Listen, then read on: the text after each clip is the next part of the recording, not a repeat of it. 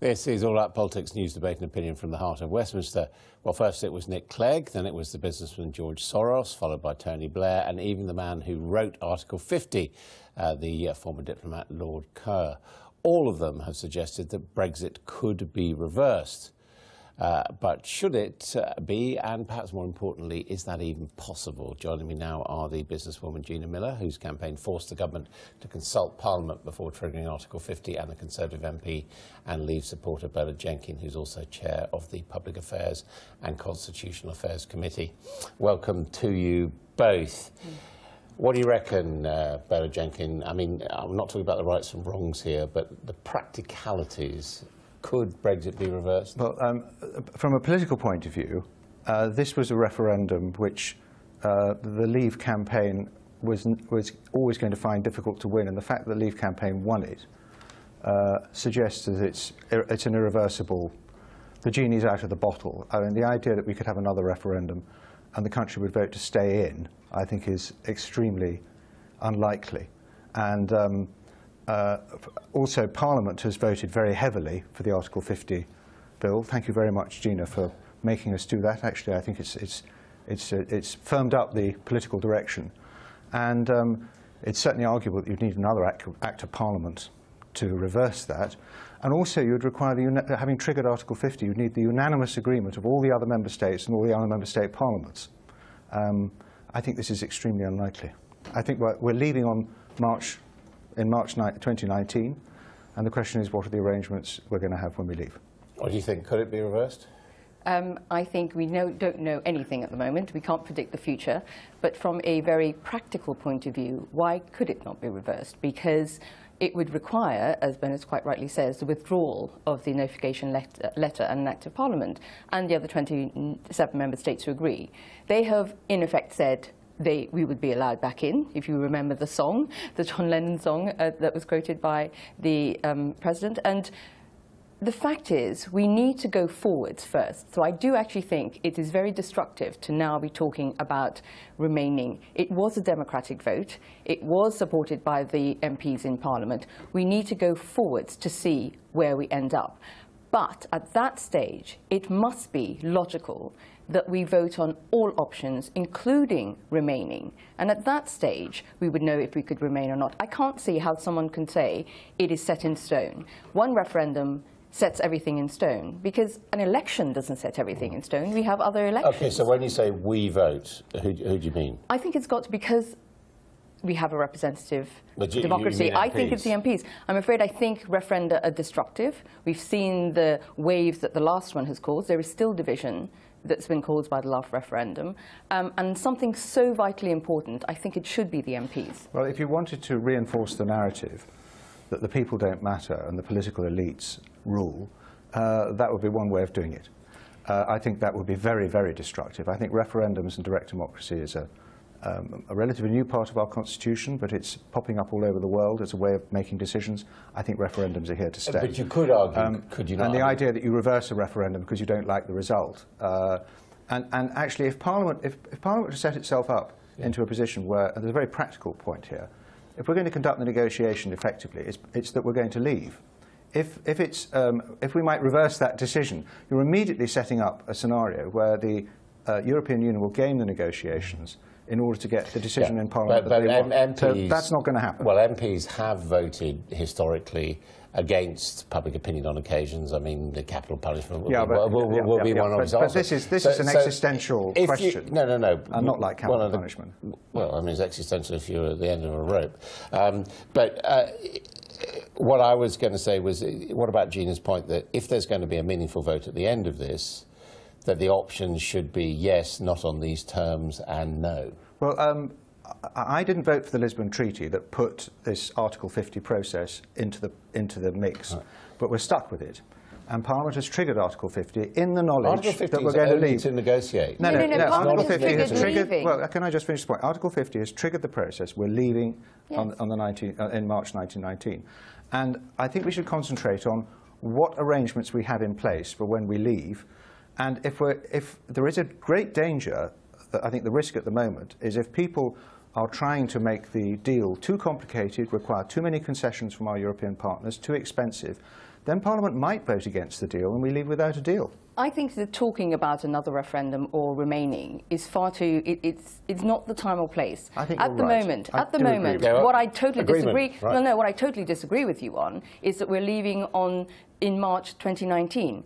Even David O'Sullivan the other day, the EU ambassador to the US, has said that every day there are more and more complexities. We are not going to be leaving anytime soon. The reality has to be spoken to the public, that this is so complicated. We will not unpick 43 years in 18 months. It is impossible.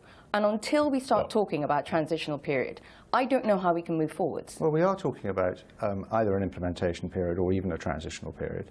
That's so we quite won't clear. be leaving in March No, 2019? but we leave on March 1990. There may be transitional arrangements during the implementation period. I mean, that's quite clear. We've been talking about it. But the point is, there are some people trying to make this as complicated as possible. It is pretty complicated. Well, there are a great many tasks. None of the individual tasks on their own is particularly complicated, whether you're talking about aviation safety or civil aviation agreements or data protection or patent law.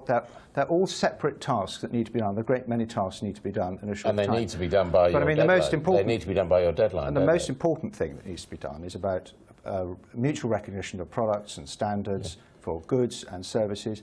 But for that, we actually only need the same kind of arrangements that the EU already affords 100 other countries with which it doesn't have a trade agreement. You know, these are sensible things. It doesn't have open borders for lorries with those other countries. Well, you go and look at Canada and the United States, and they have a pretty open border, but they have a customs frontier. But now you're talking about Canada and the United States. So why can't we have the same kind of arrangements in Northern Ireland, for example, and at the Channel Tunnel, to facilitate those arrangements? It can all be done. It can all be done, but it will not be done in the timeline that you were talking about, because the Canada deal alone, look at how long that took. No, that wasn't about a free trade agreement. They've had a fairly open frontier without a free trade agreement before they had the NAFTA. But there are legal status quos. Before any of that happens, we straight away know that there are already problems with negotiating the exit bill. You know, there is a very detailed EU paper that talks of 40 agencies and 8 projects that need to be funded. And what the EU is saying is that in their meetings so far, we have not come up with an alternative method of calculations. We are not putting forward a number. You know, they're baffled that we don't seem to be ready to negotiate the very fundamental part of the bill before we even get to negotiating what the package will look like in our future relationship. So we're stalling before we've even started. Well, the government isn't putting its negotiating position up on a website. It hasn't got one. It hasn't got one. And the EU it's is quite saying obvious. that. It's quite obvious that the EU is exploiting that. And I think it's also quite clear that the government's had communication problems recently in terms of presenting all this to the public and to the media. And that hasn't been well presented, and that's all got to improve. But yes, you're right, Gina, there's lots of decisions that need to be made very quickly, and there's lots of implementation that needs to be done before 2019. But if we're not ready for 2019 and we don't have a deal, we're going to have lots in place. So we better be planning for no deal, in case there is no deal, in order to make sure that we're prepared for whatever happens. And if we are ready for no deal, we're in a much stronger negotiating position to do a deal. And is that what you think people voted for, a no deal? It was always clear that we weren't going to have a comprehensive trade agreement. But are you telling me that the European Union is so cussed and so bloody-minded that they're going to make the most obstructive arrangements between our two countries that they wouldn't do with any other country in the world? As I say, I don't believe that. Then have some faith that I think the European Union is in the end going to be quite a sensible organisation, and they're going to want sensible arrangements between our two countries, even if there isn't a comprehensive trade deal. I've always said that nobody wants a failing neighbour. It doesn't help the EU, and it doesn't help us. What I want is more realism about how complex this is. Because, you know, there's a trade meeting. There's a meeting today at number 10 with the business leaders.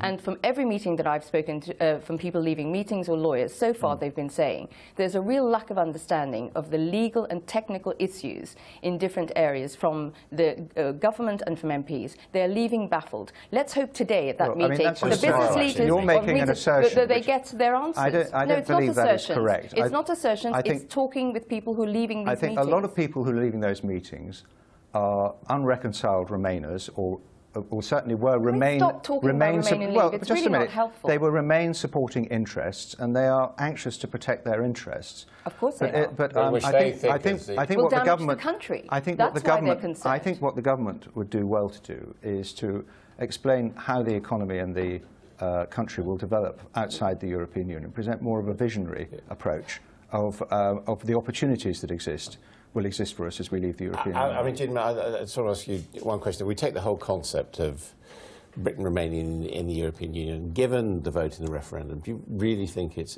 a possibility that we could get ministers saying, OK, we're sorry, we're going to turn up to monthly meetings in Brussels again, Prime Minister's going to turn up every few months to meetings, we're going to make significant payments into the EU budget. Do you really think that I think there's one thing that we have to accept, and everyone has to accept this, that whatever happens in the future, because I'm not blessed with some MPs who seem to know what's going to happen, is that we cannot go back to the relationship we had with the EU, because that is something that people are unhappy about. There are lots of issues with our membership of the EU that have caused angst in the UK for many decades. And so if we were to remain, if that was an option on the table, it has to be a reformed membership.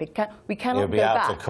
We cannot go back to where we were. That is my belief. But what kind of negotiating position will we have if we're simply not ready to leave in March 2019? In most negotiations, if someone came to me at a business meeting and said, well, I'm already going to leave if I don't get what I want, that's not really a good way of starting negotiations. What, so you give them a veto over everything? No, I wouldn't. I would negotiate. I would negotiate. Well, of course we're going to negotiate. We are negotiating. Right. Well, but the more ready we are in March 2019, the stronger position we're in. And you still think it's a good idea? I still think it's a good idea. In the long term, this is a very, very good idea. And you still think it's a good idea? Because most countries aren't in the EU, and they do I want to very see the plan, as Bernard said. Show me the plan of what's going to happen, because there is none at the moment. Okay, we may not see much plan, because it's going to be a negotiation behind closed doors. Thank you both very much indeed.